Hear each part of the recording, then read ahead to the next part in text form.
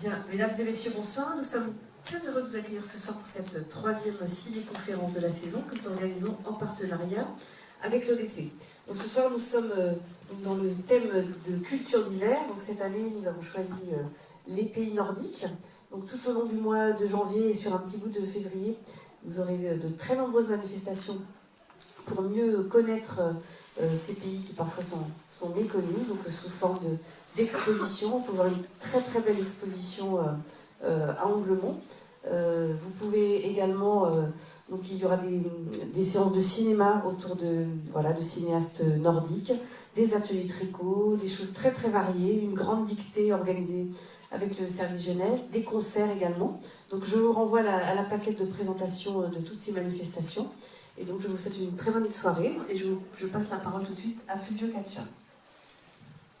Bonsoir, je suis le directeur de l'Observatoire de la diversité culturelle. Il nous fait particulièrement plaisir de vous présenter ce film Reykjavik Rising en présence du réalisateur Danny Mitchell qui est venu exprès de Londres pour l'occasion et je l'en remercie. Je tiens également à remercier Asdiz Olaf Dattir, excusez-moi, je présente massacre votre nom, co-commissaire de l'exposition Neige, et Jean-Marc Launois, président de France-Islande, d'être présent.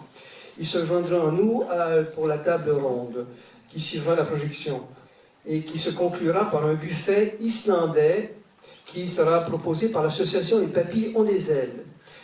Le film que vous allez voir relate les coulisses de cette révolte qui était passée sous silence, ce qu'on appelait la révolution des casseroles, où les Islandais reprennent possession de leur démocratie. On va voir les coulisses de cette repossession. J'ajoute que le film a été traduit par nos soins aussi, je vous demande d'être indulgent. Et j'en profite pour remercier publiquement notre volontaire Mathieu Lafrance qui s'est prise au jeu et qui a fait un travail de bénédictin en compagnie d'Isabelle et de Claire. Voilà, donc vous allez voir donc en exclusivité une traduction en français. Ensuite, je veux dire aussi que c'est l'occasion aussi des vœux. Nous sommes en janvier et je vais vous présenter sans plus tarder Thibaut Villette, qui est le président de l'association pour cela. Merci Fulvio. Donc en fait, oui, je suis le président de l'association, mais vous avez ici Fulvio Caccia, qui est le directeur, et Isabelle Favier, qui est désormais la vice-présidente de l'association. Mathieu, qui a été cité par Fulvio, et à l'accueil Claire Et Elisabelle. Et Elisabelle, voilà, qui est arrivée il y a peu, voilà, qui participe de l'association et de son projet. Donc évidemment, tous mes voeux de bonne année à vous tous. Merci de participer à nos rencontres, parce que c'est ce qui fait vivre une association comme la nôtre. Il nous semble qu'on va être à nouveau dans une année 2016 importante, et la question de la diversité culturelle, c'est aussi pour nous la lutte contre les stéréotypes, les replis identitaires, lutter contre les fractures culturelles qui menacent ici ou là, y compris notre pays et l'Europe. Donc on va construire, et on a construit aussi notre programmation autour de la poursuite de ces réflexions. Voilà, donc on vous tiendra informé. On continue à travailler aussi avec d'autres publics, les publics jeunes, les populations défavorisées, à se déplacer au-delà des lilas. Donc voilà, je vous souhaite toutes et à tous une bonne année et continuez à nous soutenir pour l'Observatoire pour cette année. Merci. Et oui, il y aura effectivement, on vous offrira un verre à l'issue au moment du buffet islandais. Merci, bonne projection. Rebonsoir. Alors, pour planter le décor, messieurs, dames, commençons par une citation célèbre. Il y a quelque chose de pourri dans le royaume du Danemark. Vous avez reconnu la célèbre tirade de Hamlet. Pourquoi je la cite? Parce que, évidemment, l'Islande a été à un moment sous la propriété de la couronne de Danemark. Mais pas toujours, on le verra. Ensuite, parce qu'elle a succombé aussi aux sirènes de la mondialisation. Alors, Danny Mitchell, merci d'être parmi nous. Alors, je vais vous poser la première question. What is the trigger that led you to make the film? Quel était le déclic qui vous a conduit à faire ce film? Aziz va faire la traduction. Je suis désolé, je n'ai pas le français. So the trigger, I guess, for this film was myself and a few friends were involved in the Occupy London movement, which is similar to Occupy Wall Street, but it was at St. Paul's. It's much smaller than it was in New York. But we were at this movement. Je vais essayer de traduire au fur et à mesure, sinon je vais perdre le fil. Oui, il disait que donc ce qui l'a amené à faire ce film, c'est que lui, avec des amis, faisait partie d'un mouvement Occupy London, donc à Londres, qui était un peu similaire à Occupy Wall Street à New York. And so we heard through talks going on at the camp a bit about Iceland and this so-called revolution, and we were very excited by the idea. We looked into it further, and certainly there was some information online on the internet about it, but there wasn't a great deal, so we thought we would go and investigate further ourselves. Donc ils ont entendu parler de cette révolution islandaise, ce qui les a beaucoup intéressés, mais ils ont eu du mal à trouver de l'information, ils ont cherché sur Internet, etc. Mais en fait, c'est ce qui l'a poussé à vouloir en savoir plus. And certainly there's been a lot of information in the news about the crash in Iceland, the economy and losing 10 times the GDP and the banks going bust. But then we heard nothing more really, through the mainstream news about this. And obviously when we got there, we found that the kind of situation wasn't as quite as, as romanticized as people had made out, as you can see. Islandaise, mais beaucoup moins de cette révolution. Et donc, en fait, quand il est arrivé là-bas, il s'est rendu compte que la situation était beaucoup moins romancée que ce qu'il avait pensé. Alors, une autre question. Ce qui frappe dans le film, vous l'avez noté aussi, c'est que, outre la dimension sociale qui est évidente, il n'y a pas justement de film, d'image d'archives. Alors, évidemment, c'est bien dit dans le film qui les chaînes d'État font les passes sur ce qui se passe, mais quand même. Alors, I will tell you in English, what struck me in your movie, besides the obvious social dimension, is the absence of archives footage. How come and how does this influence your work? Okay, so the film, as I said, came about through a group of friends and was an entirely voluntary production. Yeah, so we didn't really have a budget. All of the crew volunteered to pay for themselves. Oui, donc c'est un projet collectif de bénévoles. Donc tout le monde a payé son billet, voilà, pour chacun a payé sa part. And this meant, I mean, we found that when we were in Iceland, it's quite a small population.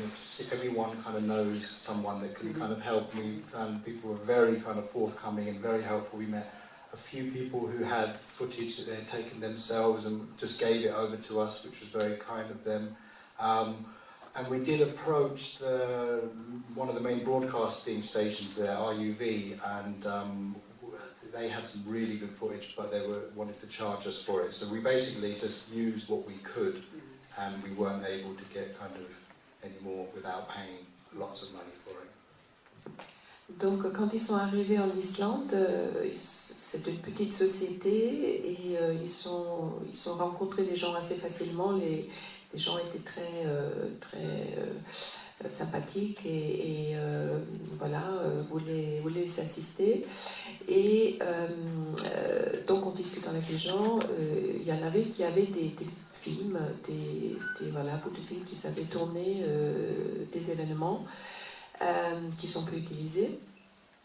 Ils ont approché la chaîne nationale, ROUF, mais qui avait de bonnes images, mais ils voulaient les faire payer. Et du coup, ils ont décidé d'utiliser plutôt les images tournées par les Islandais eux-mêmes. Et, l'autre question qui peut-être vous posez également, pourquoi avoir choisi de faire l'impasse sur les opposants à la révolte des casseroles? Why did you choose to ignore opponents of the pot and pans revolution? Yeah, this question has come up actually a few times, and I guess, I mean, maybe in some ways it would have been stronger to show the opposition, but we felt the film was about the kind of social movements involved, and we really wanted to tell the story of the activists and everyone who is involved in this, pots and pans revolution. And we felt maybe by putting in, of having a few interviews at the end with, say, the more right-wing or with the government, it wouldn't really create a kind of fair balance anyway, because the film, as I say, was about all the activists. And also, I mean, I think we hear like the other story a lot through, politicians, through people on the news. You tend to hear the side of the kind of more kind of business interest, elite, quite a lot, and we felt it was good and important to kind of give a voice to the side which you don't hear so much. Donc c'est une question qui lui a été souvent posée. En fait, c'est un film donc sur ce mouvement, sur ces activistes, et en fait, ils auraient pu intégrer à la fin des interviews avec quelques personnes de la droite qui étaient donc contre cette révolution. Mais de toute manière, ça n'aurait peut-être pas été très convaincant, ça n'aurait pas créé un vrai équilibre. Et en fait, ces voix-là, on les entend beaucoup plus facilement. Et or, eux, ce qu'ils voulaient, c'était de faire un film sur ce mouvement, sur ces activistes. Et le rôle de votre co-réalisatrice, Rosa Weber, et quel était le rôle?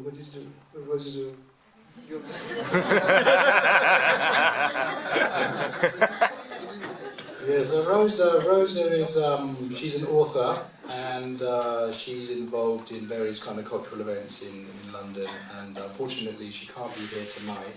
But she was involved in kind of all aspects of the film, really. She helped produce it, in terms of the like organisational side of things. She's also got a very good way of kind of orchestrating the story. So she helped a lot with certain segments of the film, like the kind of suspense segment in the run-up to the referendum. Donc, Rosa Weber est un écrivain.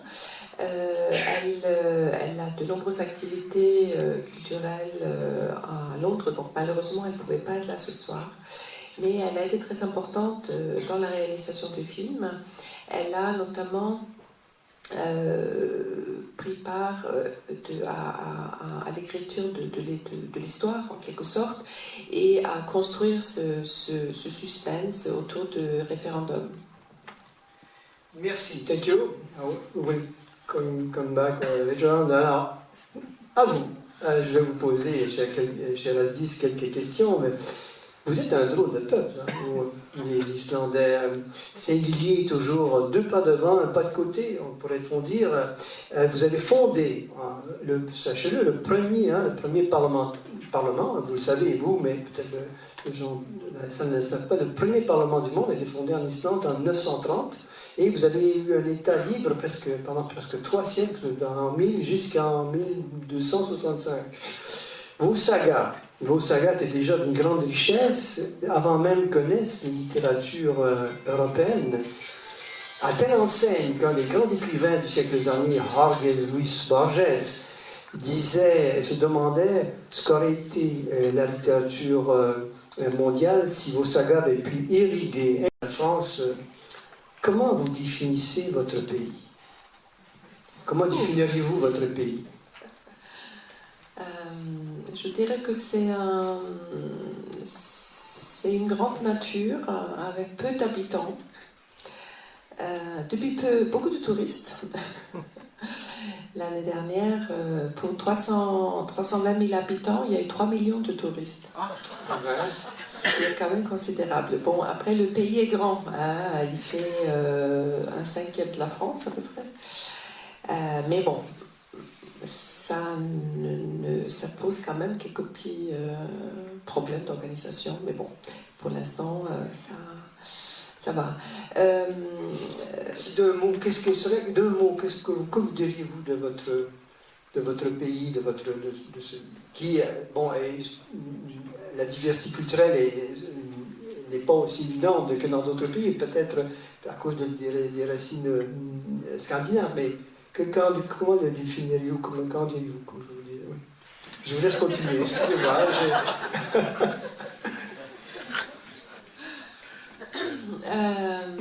Les Islandais sont des gens assez indépendants. Hein. Ils ont dû se débrouiller dans un pays hostile, avec une nature difficile, avec des éruptions volcaniques. Les Islandais étaient aussi un peuple colonisé. Hein. Bon, nous avons une histoire un peu glorieuse du temps des sagas, mais ensuite, les Islandais étaient d'abord une colonie norvégienne et ensuite danoise jusqu'en 1944. Donc, ça fait pas très longtemps. Donc, c'est un peuple qui est assez jeune. C'est une nation jeune, très créative, mais en même temps, comment dire, les choses ont été un peu trop vite ces dernières années. On parle, en Islande, on parle du syndrome 2007. Donc 2007, c'était juste avant la crise. Et donc 2007, c'est un peu le symbole d'un mode de vie extravagant, nouveau riche. Il y avait énormément d'argent qui circulait. Les gens étaient, bon, pas tout le monde, mais il y a une bonne partie de la population qui a un peu déraillé. Ensuite, la crise, et je pense que le film le montre bien, c'est que les gens sont revenus un peu sur Terre et on a recommencé à écouter les intellectuels, les artistes, les gens qui étaient restés un peu dans l'ombre, qui étaient un peu, qui n'avaient pas participé autant à cette course matérialiste qui avait caractérisé les années 2000. Et à ce moment-là, personnellement, je me disais ouf. Peut-être que ça va se calmer un peu, on va revenir sur des bases un peu plus solides, plus raisonnées. Et en plus, le film montre très bien, je pense, justement, l'espoir créé aussi par la Constitution, par la nouvelle Constitution. Et puis malheureusement,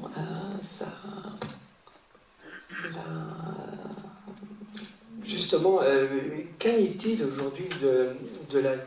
Vous nous laissez dans l'expectative, le film a été fait en 2012. Qu'en est-il aujourd'hui de la dette,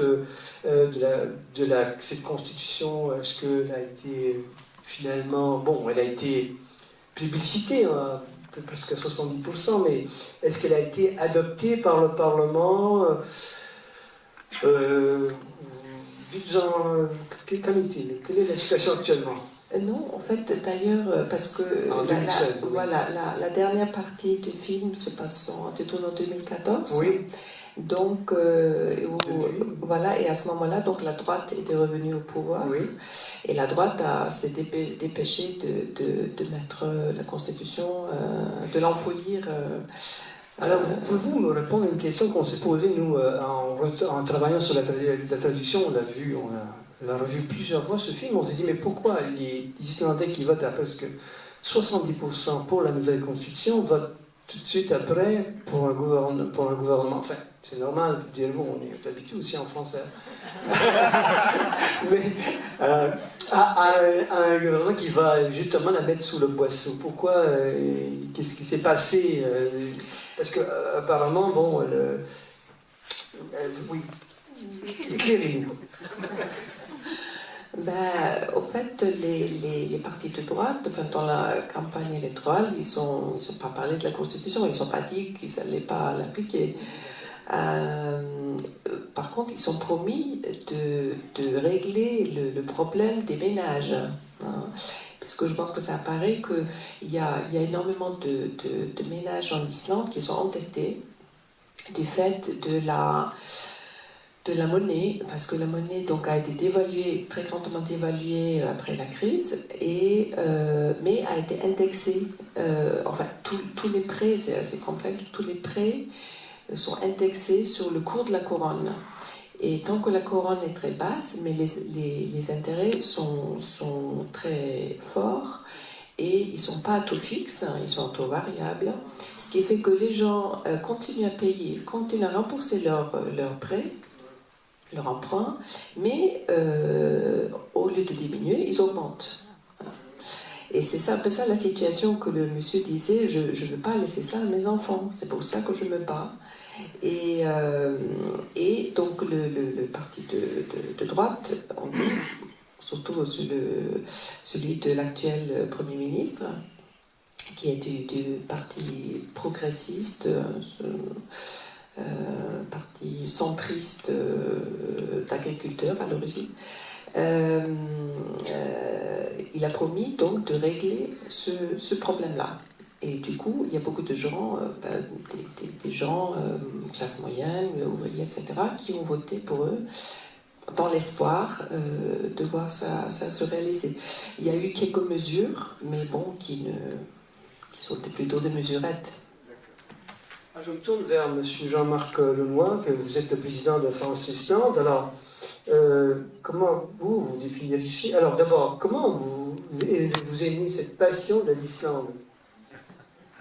Alors en fait, cette passion, elle est relativement récente. Elle est apparue qu'en 2009, donc ça remonte à très peu de temps. Oui, voilà, effectivement, oui.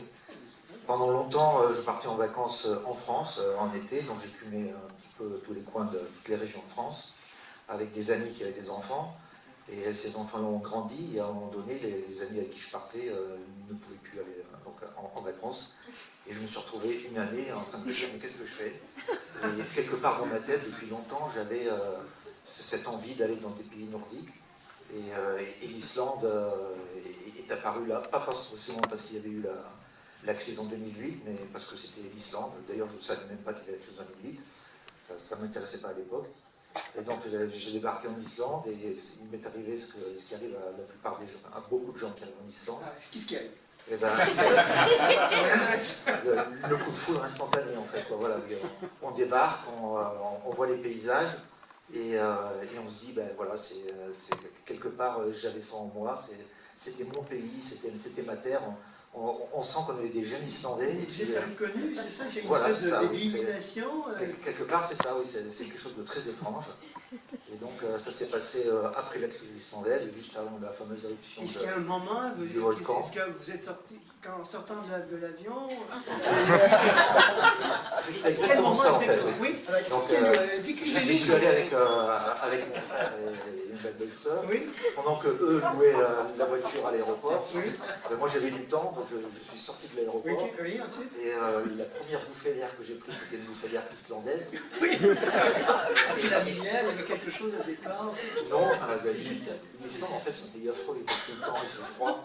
Mais j'ai pas ressenti tout ça, c'était effectivement le miracle islandais, voilà, il m'est tombé dessus. C'est intéressant parce qu'il y a la magie des lieux. Oui. J'en parle quelques fois. Il y a la magie des lieux, le génie des lieux. Hein. C'est important, surtout. C'est ça que j'essaie de faire dire sans raison peut-être maladroite. Donc, la magie des lieux, le génie des lieux vous a... Et j'en parle effectivement avec plein de gens, et oui. il y a plein de gens qui me disent effectivement la même chose. Je suis allé en Islande une fois, et voilà, Islande un jour, Islande toujours. Quoi. Ils sont forcément, on est pris par l'Islande. Alors comment pourriez-vous définir ce génie des lieux? Vous l'avez. Est-ce que c'est une certaine quiétude, il y a une certaine... oui, vous avez parlé de la magie, mais les gens, ça vous intéresse les gens, comment sont-ils? Vous avez une Islandaise quelques Islandais, parlez-nous des personnes, vous français, je peux parler des gens, mais en tout cas, ce que les gens disent de l'Islande, généralement, c'est le pays de la glace et du feu. Parce que, oui, évidemment. Voilà. Il y a d'un côté les glaciers qui représentent quand même une bonne partie du territoire, et de l'autre côté, il y a les volcans qui entrent régulièrement en éruption, et qui font que les gens retiennent beaucoup ces deux parties de l'Islande. Et on trouve un caractère islandais. Voilà. Peut-être aussi que chez les Islandais, on retrouve un peu la même chose, mais le feu, c'est pas forcément la colère, quoi. C'est une passion. Les gens sont très attachés à leur pays, à leur nature. On voit comment actuellement, quand il y a des projets pour essayer d'industrialiser le centre du pays, il y a tout un mouvement, il y a des tas de gens qui protestent et qui disent non, l'Islande appartient aux Islandais. Ils sont vraiment très attachés à leur terre, quoi. Alors, après votre premier voyage, donc vous avez décidé de créer cette association. Comment c'est venu et quels sont ses objectifs? L'association, pareil, en 2009, quand je suis allé en Islande, je ne connaissais pas du tout l'association France-Islande. Et en rentrant, j'étais sur Internet et j'ai dit, bon, c'est bon, ce pays-là, c'est mon pays. Mon autre pays. Voilà, et je me suis mis à rechercher des tas de trucs sur l'Islande, et j'ai trouvé Association France-Islande, tiens, qu'est-ce que c'est? Donc j'ai envoyé des mails, j'ai dit, est-ce que je peux venir à vos réunions, voir de quoi il s'agit? On m'a dit, oui, vas-y, viens. Donc, petit à petit, j'ai fait partie du conseil d'administration. Par hasard, je suis devenu vice-président. Et, voilà, et le président a décidé de se retirer. On m'a dit, tiens, toi tu es vice-président, tu n'as pas envie de devenir président maintenant? Oui, je suis président. Ça s'est fait tout à fait par hasard. Et j'en suis bien content parce que ça me permet de faire la promotion d'un pays qui vraiment justement, vous allez le faire d'ores et déjà. Quelles sont pas les villes, mais peu, mais qu'est-ce qui vous a particulièrement frappé de l'Islande, le paysage, mais aussi des lieux, encore toujours des lieux, mais parlez-nous-en. Au niveau des villes, je vais vous dire, à chaque fois que je vais dans une ville en Islande, je me dis, cette ville-là, je l'adore, c'est celle-là où je veux vivre, en fait. Donc forcément, la première chose qu'on fait, c'est on visite Reykjavik. C'est une grande ville, c'est ce qui se rapproche le plus de ce qu'on a l'habitude. C'est 150 000 habitants, quelque chose comme ça, Reykjavik et les villes de banlieue autour. Donc au début, on voit Reykjavik, on dit oui, c'est bien. Après, je suis allé un peu plus dans le nord, il y a une autre ville qui s'appelle Akureyri, qui est la capitale du nord. C'est aussi une ville très attachante et elle m'a plu. À quoi elle vous a plu? Qu'est-ce qui vous a attiré par cette ville-là? Ça reste des villes moyennes. La ville d'Akureyri, je ne l'ai pas vue la première année, je l'ai vue la deuxième année. Qu'est-ce qu'elle a de particulier? Et là, ce qui m'a choqué un peu dans cette ville-là, c'est que j'ai vu un parc, un jardin botanique, et j'ai vu des arbres, en fait. Quand on visite l'Islande, il y a des endroits où on voit que des cailloux, que de la lave, que de la mousse, que des lichens, que des choses comme ça. On voit la nature à l'état brut, mais la nature nue, sans la couverture d'arbres. Alors qu'elle existait, il y a un siècle, il y avait 25%. Peut-être pas il y a un siècle, mais à l'époque de l'arrivée des Vikings, a priori, on dit que oui, il y avait des forêts partout. Oui. Mais comme ils étaient un peu tout seuls et sans ressources, il fallait se chauffer, il fallait réparer les bateaux, il fallait faire des maisons. Et petit à petit, ils ont tout détruit. Et donc dans cette ville d'Akureyri, il y a donc un jardin botanique avec des arbres. Et on avait fait, donc on s'était promené dans l'Islande pendant 15 jours. Et là, pour la première fois, j'étais sous un arbre, je me suis dit, mince, mais je suis à l'ombre. Et ça m'était jamais arrivé depuis 15 jours. Voilà, j'avais jamais vu un arbre suffisamment grand pour me faire une ombre. Et donc là j'étais très content. Voilà. C'est pour ça que cette ville m'a plu.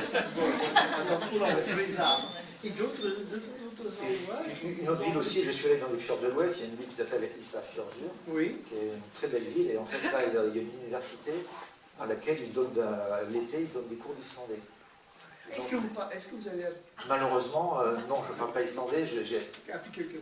J'ai appris quelques mots, je sais un petit peu. Donc je suis allé dans cette université pour suivre c'est l'Islande en une semaine. Mais l'islandais en une semaine, on ne peut pas apprendre l'islandais en une semaine, c'est impossible. On ne peut pas. Et j'ai vécu donc dans cette petite ville-là, dans une petite maison qui s'appelait la Petite Maison Jaune. Et là, c'était la première fois que je ne bougeais pas en Islande et que je passais donc une dizaine de jours au même endroit. Et du coup, je me suis dit, mais cette ville est merveilleuse, je veux y vivre. Il ne faut pas que j'aille dans une ville islandaise parce qu'à chaque fois, et je veux y rester. Et cette passion, elle est partagée par tous les membres, beaucoup de membres de votre association. Vous organisez des voyages ponctuels, je suppose. Pas vraiment. L'association compte 150 membres environ, qui sont répartis essentiellement dans toute la France. Et c'est donc quand même très difficile de regrouper des gens et de leur faire des choses. Mais malgré tout, au mois d'octobre dernier, on était une dizaine, on est allé effectivement à Akureyri, justement, dans cette ville du Nord, et on a pu rencontrer des Islandais, on a pu faire des activités ensemble, et c'était quelque chose d'extraordinaire. Vous êtes allé à la pêche, je suppose Justement, oui, on est allé dans une ville qui est pas loin d'Akureyri, qui s'appelle Dalvik, et on est allé pêcher, oui, on a attrapé quelques petits poissons. Et puis, ah bon, c'est pas des gros poissons? Si, c'est des cabillots. Pas des fois, oui, la chance. Oui, c'était quand même des poissons. Voilà. Et on les a mangés au retour en plus. Voilà, c'était instantané. On est allé voir une ferme avec des moutons, avec des vaches. Donc, on a même chanté, parce que les Islandais adorent chanter. Qu'est-ce que vous avez chanté? Une chanson en islandais. Il y a un chanteur islandais qui est originaire de Dalvik, et qui a fait la chanson de l'Eurovision, pas cette année, mais celle d'avant, qui s'appelle... Oui, on a chanté sa chanson. Si je vous ai posé ces questions... C'est Yeg Aoli. Oui, c'est la chanson de l'Eurovision en 2013.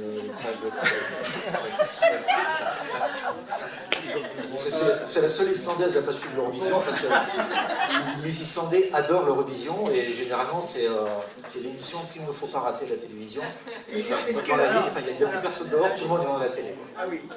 Alors, durant vos voyages, est-ce que vous avez senti l'effet, ce que décrit dans le film, on va revenir au film, l'effet de la crise et aussi les revendications des Islandais pour se réapproprier de leur démocratie? Est-ce que vous avez échangé avec eux autour de ce qu'ils avaient vécu dans cette révolution de casserole? La crise, je l'ai vue parce que je suis arrivé en 2009 en Islande, donc c'était juste après. Oui, est-ce qu'ils vous en parlaient? Ils chantaient avec vous, ça, mais non, à ce moment-là, ils ont parlé de la crise, de leur revendication de la Constitution. Ce que j'en ai vu, c'est des tas de bâtiments avec des grues, des bâtiments inachevés, des grues qui étaient là, voilà, et plus rien ne bougeait. J'ai vu des parkings entiers qui étaient remplis de voitures que les gens avaient emprunté à la banque pour acheter, pour rembourser les voitures, et ils n'avaient plus d'argent, donc les voitures étaient reprises et pourrissaient sur des parkings. Il y avait des centaines, des milliers de voitures qui, voilà ce que j'ai vu. Votre famille, vos amis vous ont-ils parlé de... Je suppose qu'ils vous en ont parlé, qu'est-ce qu'ils en disaient? Et aussi du mouvement de la Constitution. Vous l'avez évoqué peut-être tout à l'heure, mais je voudrais vous entendre sur ces questions. Qu'est-ce qu'ils en disaient? Voilà. Certainement de ma famille, ma mère par exemple, elle a participé aux protestations, voilà. J'ai un neveu, qui était plutôt actif aussi dans la révolution, entre guillemets. Donc, au fait, oui, évidemment, c'est quelque chose qui a touché tout le monde. Et tout le monde connaît des gens qui ont perdu leur maison, de l'argent, etc., leur travail. Mais malgré tout, je pense que les Islandais sont assez optimistes de nature et petit à petit, en relativement peu de temps peut-être, les choses sont remises en place, plus ou moins. Bon, évidemment, il y a des problèmes qui demeurent. C'est vraiment loin d'être rose. Les gens travaillent beaucoup pour essayer de maintenir leur niveau de vie. Il y a eu des coupes assez drastiques dans l'éducation, dans la santé. L'hôpital de Reykjavik doit se battre pour garder de quoi le faire tourner. Et il y a une volonté quelque part de privatiser certains secteurs, hein, assez évident. Mais bon, les choses vont mieux. Mais c'est vrai que au moment de la crise, enfin l'après-crise, le moment de la constitution, j'ai aussi un beau-frère qui est assez actif là-dedans et qui après était très déçu justement de ce qui s'est passé. Voilà. Alors justement, ça me permet de rebondir sur une question qui, en regardant le film plusieurs fois, m'est venue à l'esprit et je vais la poser à notre réalisateur avant de vous donner la parole. C'est le fait que cette classe moyenne, les personnes qui en l'ont fait sont issues de la classe moyenne, qui l'ont posé, qui l'ont animé. Et c'était dit dans le film, l'un des témoins le dit très clairement, qu'ils ont la difficulté à se concevoir comme une classe sociale en lutte contre celle qui est au-dessus. Hein. Bref, il y a une capacité à penser cette révolte comme une lutte de classe, au sens marxien du terme. Parce qu'ils se pensent appartenant à la classe moyenne. Alors, je vais le dire en anglais, et je voudrais avoir l'opinion de notre réalisateur. What strikes me in the film is the revolt who was led by the people from the middle class background, and these leaders have difficulties to conceive the revolt as a class struggle. In short, there is an inability to analyze the pot and pan revolution as a class Marxian struggle. I want to have your point of view about that.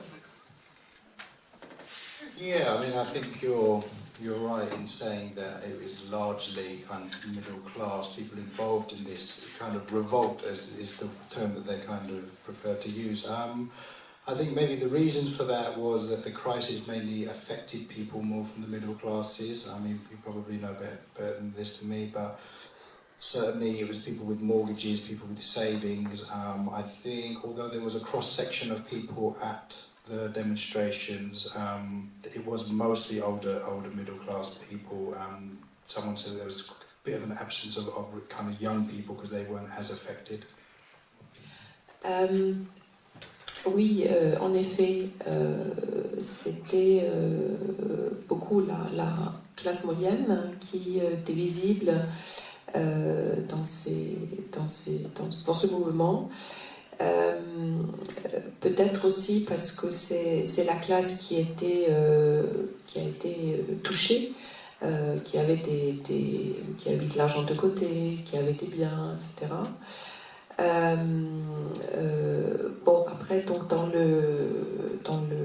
les mouvements, par exemple devant le Parlement, il y avait une assez large représentation de la nation, mais peut-être moins de jeunes qui étaient peut-être moins touchés que les gens un peu plus âgés. And I think Ollie, I mean, in the film, the guy with the hair talks about this a bit, and I mean, he felt that he was kind of coming from the more kind of anarchist perspective, and felt that the kind of middle classes saw themselves as kind of the ones orchestrating things, where it was more the kind of anarchists and more, I believe, the kind of working classes that would kind of get involved in more of the civil disobedience aspect of things. Donc Olé, le monsieur avec les cheveux dans le vent, hein, qui a été filmé devant la mer, Lui, il venait d'une mouvance un peu plus anarchiste et il pensait justement que le mouvement était peut-être un peu trop dirigé par des gens de la classe moyenne, des intellectuels, et que des gens de la classe ouvrière auraient peut-être été un peu plus radicaux dans leurs actions. But we did ask people more about kind of class, and we did feel that people weren't that forthcoming. And some of the responses we got was that Icelandic society there is just one class. It is just a middle class, which we didn't feel was kind of quite true. Fair enough, it probably wasn't the divisions like there are in France or the UK, but they weren't that forthcoming in terms of talking about class. Donc, ils ont posé la question aux gens justement de classe ou de la lutte des classes et en fait on leur a dit bon au départ les gens ne voulaient pas trop en parler mais bon après ils disaient voilà en fait en Islande globalement il y a une seule classe, c'est la classe moyenne et en effet il y a moins de différences de classe qu'il existe ici en France ou en Grande-Bretagne, même si aujourd'hui c'est un peu moins vrai. Merci. Alors, la parole est à vous. Vous avez des questions? Oui. Une question que l'on a posée dans le film. Oui. Pourquoi la révolution? Au niveau de l'Europe, oui, certes, et peut-être au niveau plus général, pour que les révolutions n'échouent pas. Qu'est-ce qu'on n'a pas fait et qu'est-ce qu'il faudrait faire? Justement, je l'avais vu. Vous l'avez dit, ça fait. Alors, on va en prendre 2, 3. On va en prendre 2, peut-être. So why did the revolution fail, and what can we learn from it, and how could a revolution succeed? Okay. Don't answer now, but I will take another question. Y a une autre question? Oui. Je voudrais savoir c'était quoi le taux de participation pour le référendum. Parce que j'ai vu qu'il y a 70% des participants et des participantes qui avaient voté oui, mais du coup, quel était le taux de participation? 53. A priori, vous voyez 53%. Donc je pense que c'est ça. 53%. Participation. Oui, ben.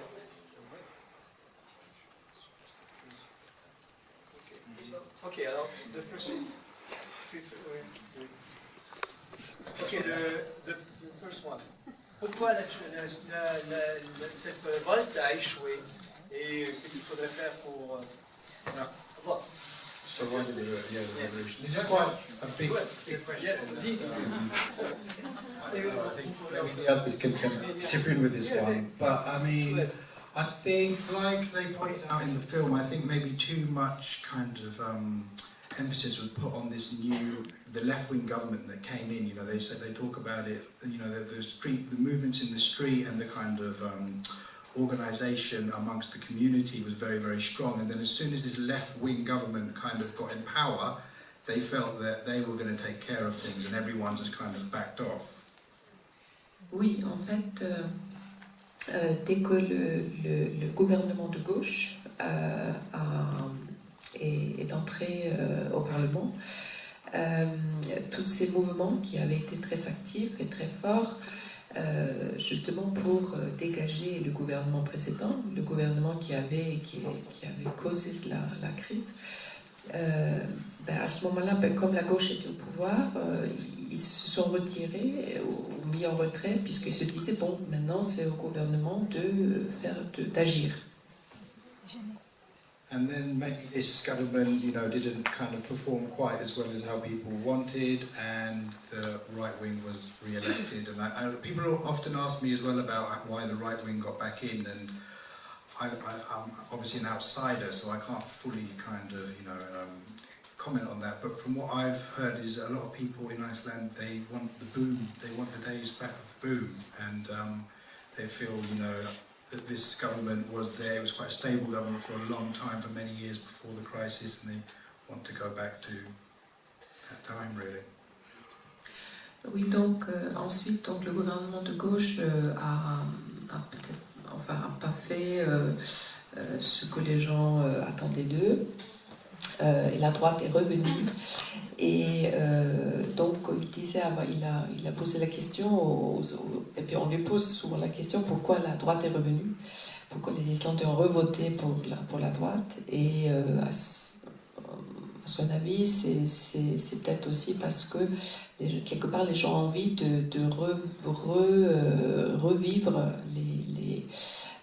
l'époque insouciante et glorieuse, entre guillemets, de l'avant-crise. Avant la crise, donc il y avait eu un gouvernement de droite assez stable pendant un certain temps, et quelque part les gens sont un peu nostalgiques de cette période. Le gouvernement de droite, ça leur a pas plu, ils sont repassés à gauche, maintenant ils repassent à droite. Pourquoi cette vote n'a pas abouti? Et en ce moment, ils sont peut-être en train de se poser la question, ils se disent, bon, ni la droite ni la gauche, on s'en sort pas. Et il y a un nouveau parti qui est en train d'émerger qui s'appelle Pirata, le parti des pirates, qui pour l'instant, au niveau des sondages, je crois que c'est 30 ou 35% d'opinion favorable. Les élections sont dans 2 ans, je crois. Donc c'est très loin, donc c'est très bien que ce parti-là à 35%, mais dans 2 ans, quand il sera le temps de voter, est-ce qu'ils continueront? C'est celui qui parle de Podemos? C'est un peu ça si on veut. Donc si réellement, effectivement, les Islandais votaient pour ce parti-là, je pense que oui, là, il ferait une révolution, parce que ce parti a des idées qui révolutionnent, effectivement. Mais je crois que plus on va approcher des élections, plus ils vont baisser, et finalement, ils voteront soit pour la droite, soit pour la gauche. Je ne sais pas si... Il y a un lien avec les partis pirates européens? Oui, voilà, c'est un parti qui est un peu affilié, qui a été créé par... Donc, on a vu la fondatrice de ce parti-là, qui était Akita Jónsdóttir, la dame qui avait des... Madame Brune, voilà. Oui. D'autres questions de la salle? Oui. Oh, il y en a plusieurs. Alors, pour vous, et ensuite... oui, madame. Et ensuite, monsieur et mademoiselle. Bon, moi je voulais remercier le réalisateur à plusieurs titres. D'abord parce qu'il m'a permis de mieux comprendre, voire d'apprendre ce qui s'était passé en Islande. Et ça, je trouve que c'est toujours très intéressant. Et le deuxième aspect, c'est d'avoir entendu des idées fortes, novatrices, même si la chute, évidemment, est un peu triste, mais quand même de voir qu'il y a plein de choses qui se passent dans ce monde actuellement, avec des visions différentes de la politique, de la force de la société civile. Et ça, moi, ça m'a fait du bien, parce que ça me remonte le moral. Et de comprendre qu'une fois de plus, les politiques, c'est pas la solution. Et la solution, c'est nous. Et c'est à nous de trouver, de mettre en place des idées fortes. Et donc voilà, ce film m'a fait chaud au cœur, donc merci beaucoup.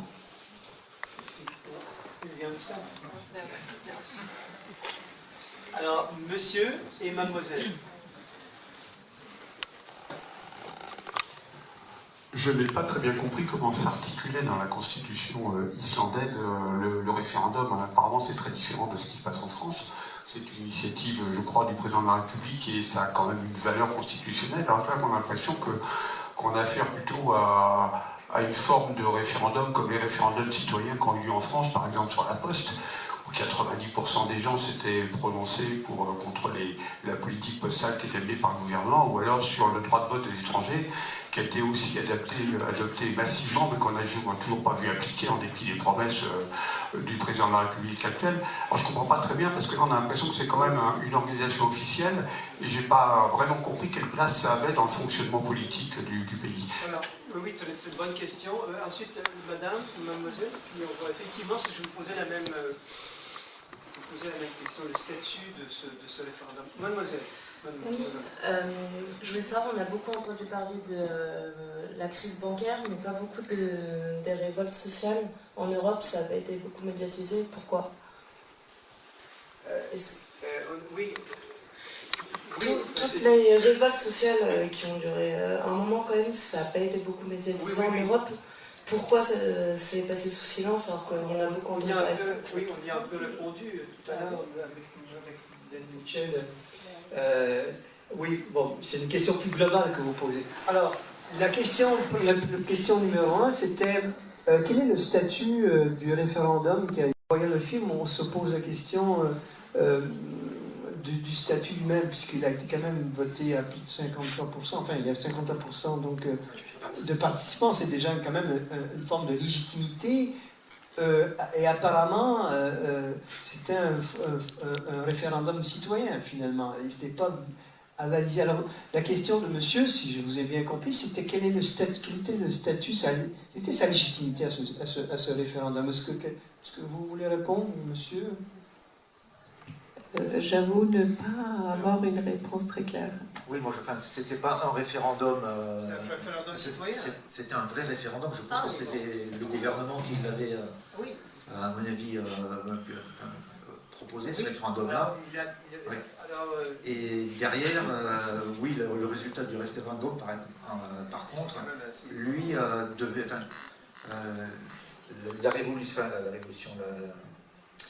La constitution qui a été donc approuvée par 70% de la population ne pouvait pas être mise en œuvre directement à travers ce référendum-là, parce que la constitution ne peut être changée que par des institutions existantes, voilà, par le Parlement. Donc c'est pour ça que derrière il ne s'est rien passé, parce qu'il fallait après que le Parlement discute et approuve, et même il me semble qu'il fallait qu'il y ait 2 parlements différents qui doivent...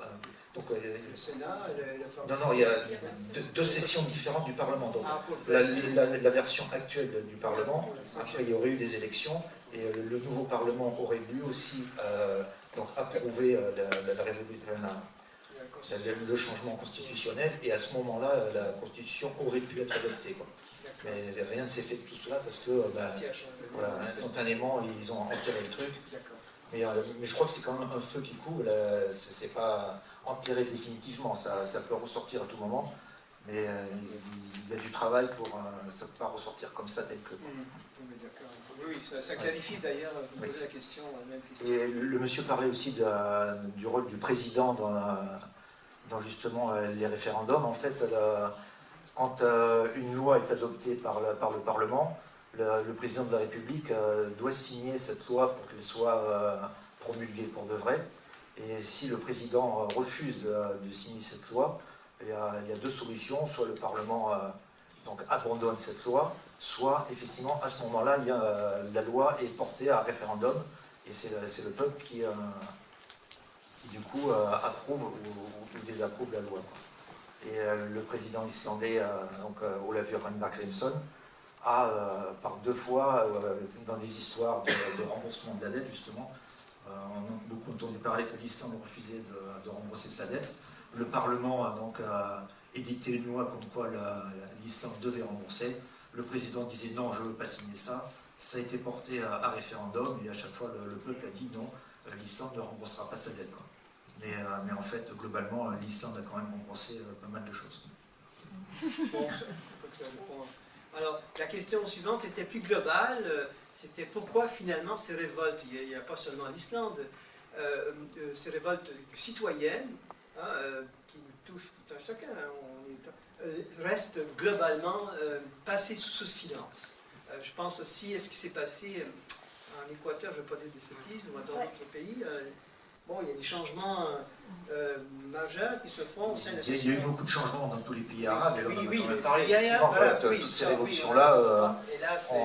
Oui, bien sûr, les pays arabes, bien évidemment, c'est évident. Mais il y a aussi dans d'autres parties du monde, on voit d'ailleurs dans votre film cette carte des révoltes. À la fin du film, au général. Oui, qui s'allume, cette carte qui scintille, oui, de plus en plus. Alors, qui veut répondre à cette question? Pourquoi? Enfin, why all this revolt, all this revolution that pop up around the world against the globalization, more or less, against authoritarian government, we don't talk about it. Why we don't talk about this revolt? Your interpretation, well... Yeah, when media, you say we mean the media. Yes, mostly, and also, yes, of course, the media first, and then...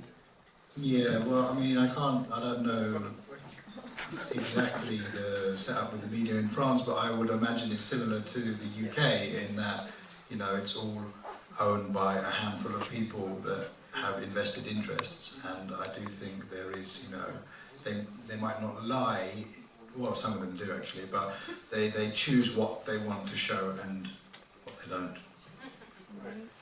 Oui, les médias en France, il imagine que c'est un peu comme au Royaume-Uni. Les médias sont la propriété de certaines personnes ou groupes et qui n'ont pas intérêt à parler de ce genre de révolte. Et ils vont peut-être pas jusqu'à mentir, quoique parfois, mais ils les passent au silence. Parce que ça peut donner des idées. Alors, une dernière question, et puis on va conclure. Je vois Gilles Despoistes, notre trésorier, qui lève la main.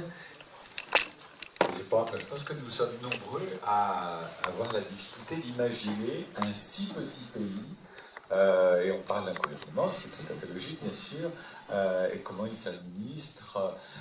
Ma question, moi, elle était, vous nous avez dit que beaucoup de touristes maintenant fréquentent ce pays. Quel est l'effet de ce tourisme? Alors moi, évidemment, j'imagine qu'il y a des effets d'infrastructure, d'accueil, mais ma question, elle était aussi par rapport à l'Observatoire de la diversité culturelle. Qu'est-ce que ça provoque finalement? Est-ce que ces touristes sont en train de modeler quelque part une idée de les accueillir, une idée de présenter ce pays, au-delà de ce qu'ils peuvent rapporter comme argent? Est-ce que on voit déjà des mariages mixtes, que sais-je? Quels sont les effets finalement d'inclusion de population à travers ce grand accueil? La question est pour Aris et pour vous. Alors, pour vous, d'abord, les touristes en général viennent et repartent.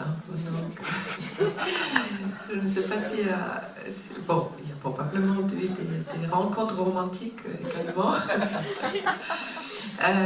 C'est évident que ce grand flot de touristes est en train de bouleverser un peu ce pays.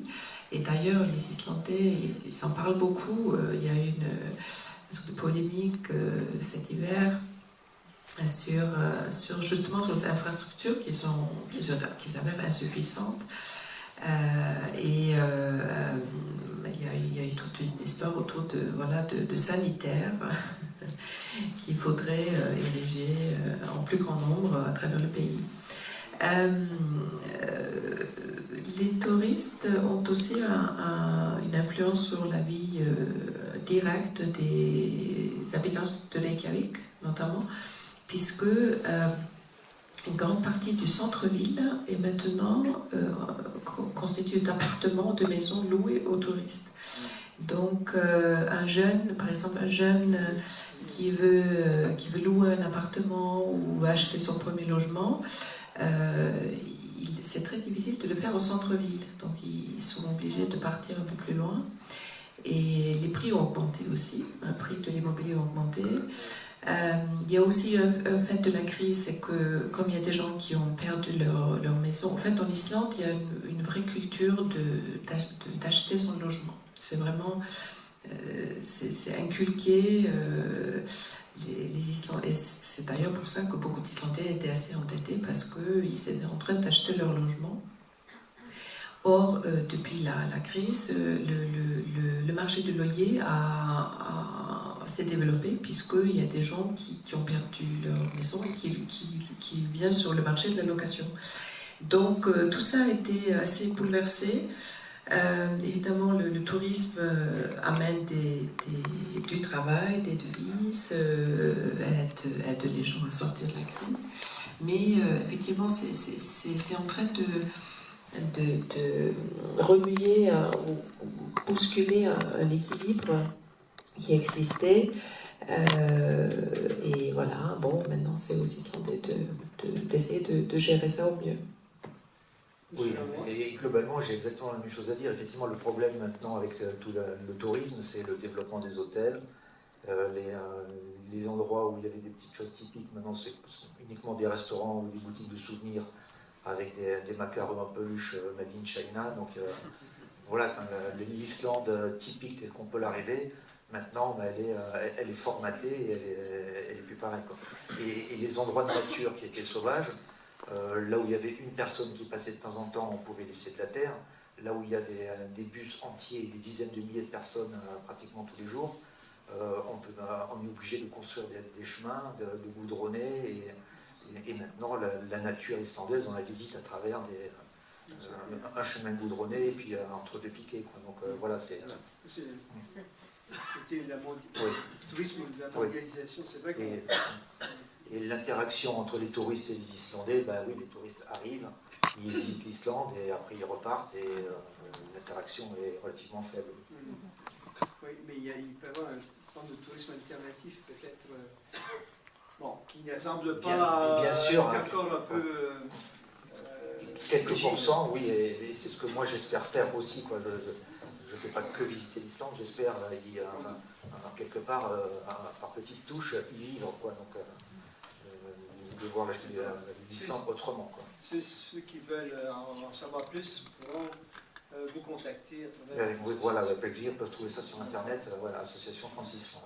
Très bien. Alors, je vais prendre un peu le micro et je vous remercie. La soirée s'achève, mais avant, je remercie nos hôtes qui ont bien voulu se prêter au jeu de cet entretien.